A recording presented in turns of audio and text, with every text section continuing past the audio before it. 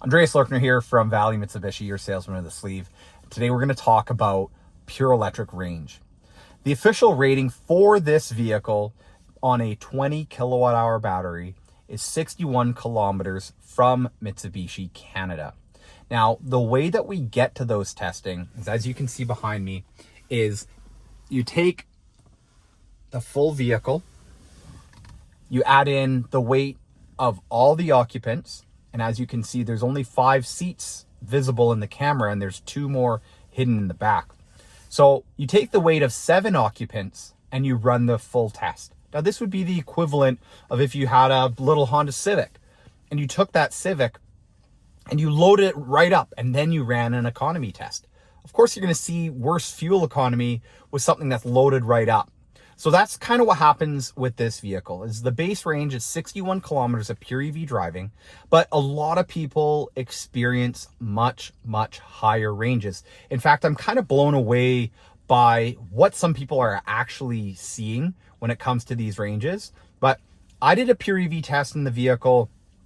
It was in the middle of winter, so I had my heat going, I had my heated steering, I had the heated seats going, I had the radio going, and I just drove and I drove and I drove and I drove. Now, I did keep it within town and I was using the regenerative braking quite a bit, but I was able to return back to the dealership after driving 89 kilometers. And on the dash, it gives you what I call an estimation gauge of kind of, if you just kept doing what you were doing, how many kilometers left you would still continue to get. And I still had another 5 kilometers left on that estimation gauge as I pulled into the store. So a lot of people are seeing a lot more kilometers out of that. Some I've heard as high as over 100 kilometers. Now, again, that's not something that's easily replicated. It's not something that I would ever encourage someone to say, hey, this is what you're going to see. But I think it's really important to understand that when you are looking at these vehicles, are the ratings leaning towards the best case scenarios? Are the ratings leaning towards worst case scenarios? And then you as a buyer can make sure that you are truly educated in regards to that.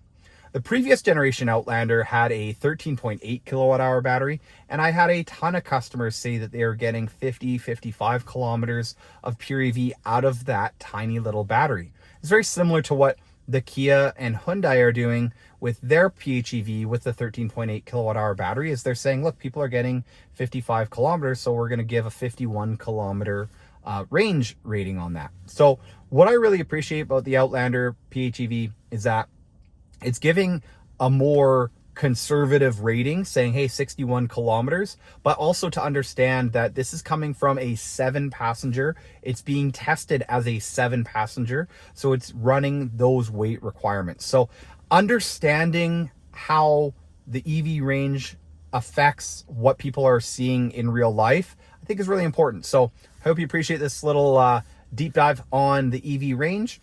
Don't forget to like and subscribe. We'll talk to you soon.